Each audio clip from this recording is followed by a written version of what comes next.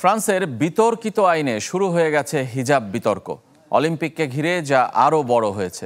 নিজ দেশের অ্যাথলেটদের হিজাব পরে মাঠে নামার অনুমতি দেয়নি দেশটি, দেবেও না।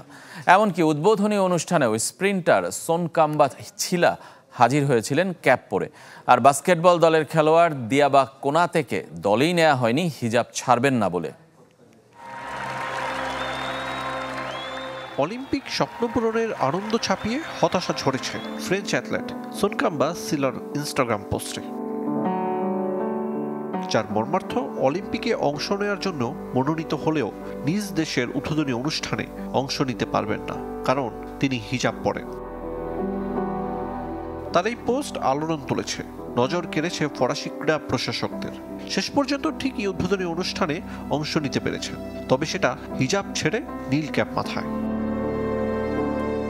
উদ্বোধনী অনুষ্ঠানের মতো সিলা তার 4x400 মিটার রিলে ইভেন্টেও দৌড়াবেন নীল ক্যাপ মাথায়।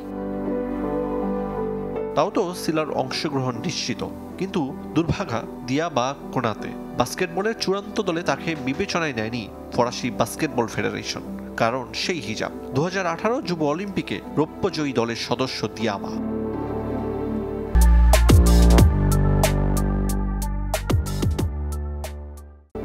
করোনা মহামারীর সময় থেকে যিনি থাকছেন যুক্তরাষ্ট্রে, হিজাব পরার অভ্যাসও সে সময় থেকে।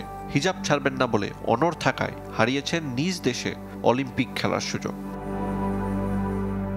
এমন আরো অনেক মুসলিম অ্যাথলেটের প্রতিভা অঙ্কুরেই বিনষ্ট হয়ে যাচ্ছে ফরাসি এক আইনের কারণে। 2022 সালে সংবিধানে যুক্ত হওয়া আইনে বলা আছে, ধর্মীয় ও রাজনৈতিক মতাদর্শ প্রদর্শন করা যায় এমন কিছু কেউ প্রকাশ্যে ব্যবহার করতে বা পড়তে পারবে না।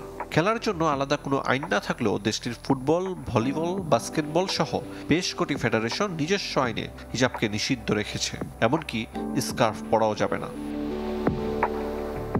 যদিও ফ্রান্সেই চলমান প্যারিস অলিম্পিকে অন্য দেশের অ্যাথলেটরা হিজাব পরে নামবেন, তাতে বাধা দেওয়ার সুযোগ নেই ফ্রান্সের, কেননা আন্তর্জাতিক অলিম্পিক কমিটি হিজাব পরায় কোনো নিষেধাজ্ঞা দেয়নি। ফ্রান্সের এই বিতর্কিত আইন নিয়ে সরব অ্যামনেস্টি ইন্টারন্যাশনাল সহ বেশ কটি মানবাধিকার সংগঠন, তবে নীরব আইওসি আর আইন পালনে কঠোর ফ্রান্স। আরিফুল ইসলাম, চ্যানেল 24।